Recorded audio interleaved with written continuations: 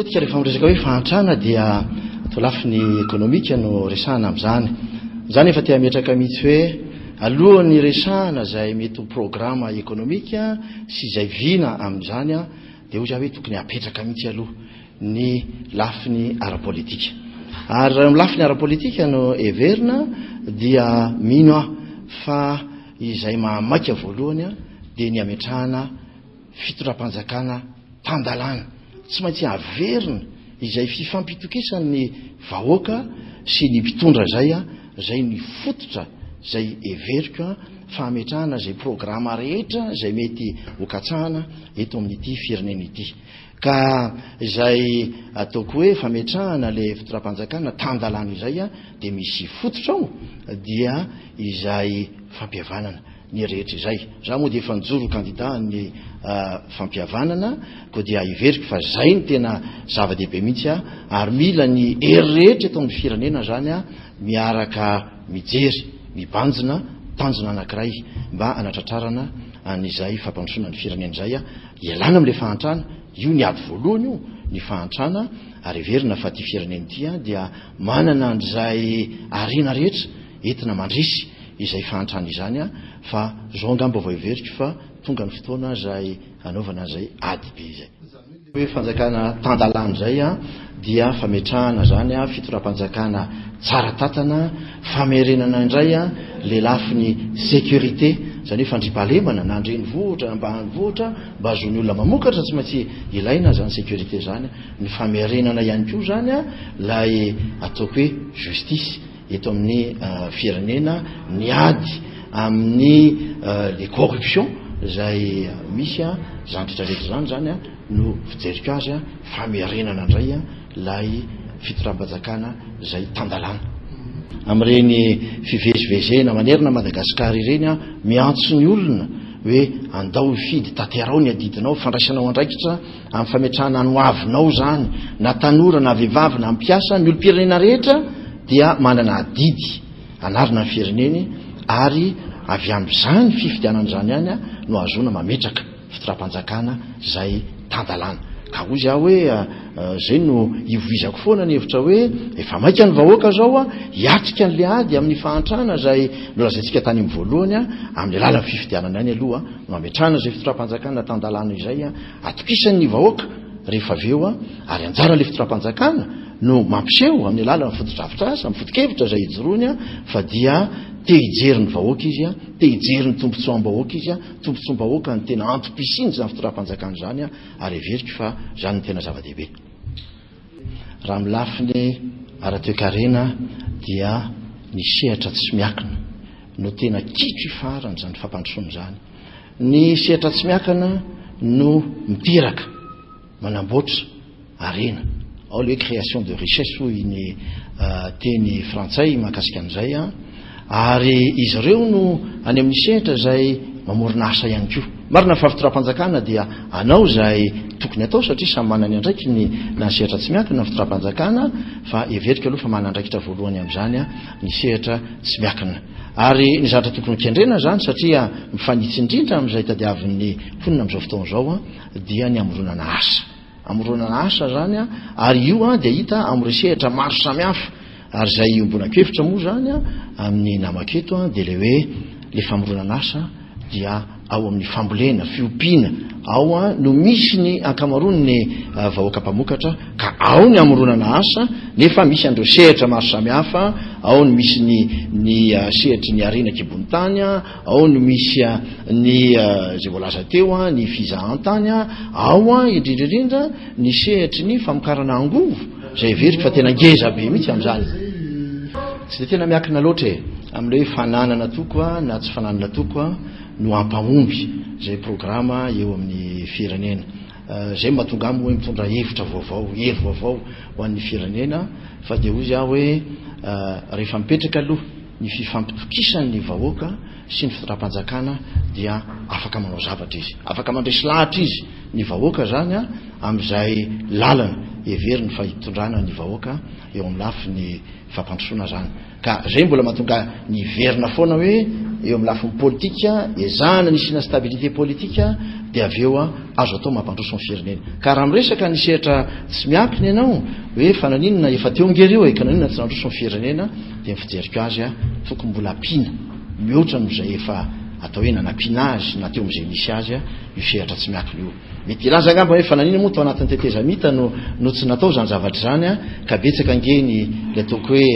tsy afahana nanoatra tao amin'ny sehatra ny tetezamita betsaka ny antony maro samihafa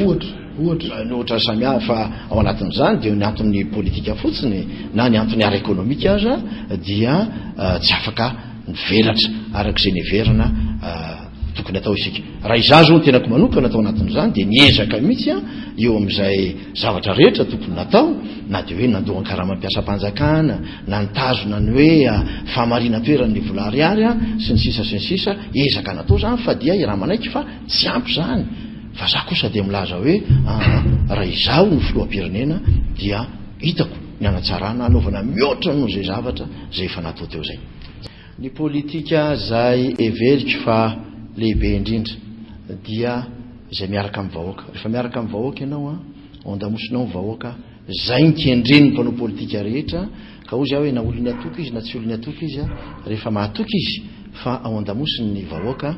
dia zay ny zava-dehibe. Tsy maintsy ilaina ny teknika na inona zany dia ilaina ny teknika satria betsaka nge ny fotodrafitrasa maro samihafa zay ilana ny lafi ny ara-teknika eto Madagasikara. Ilaina koa zay politika izay fa zany indray tsy dia tena resy lahatra loatra tsy maintsy ao anatin'ny atoky politika zany no amolavolana olona.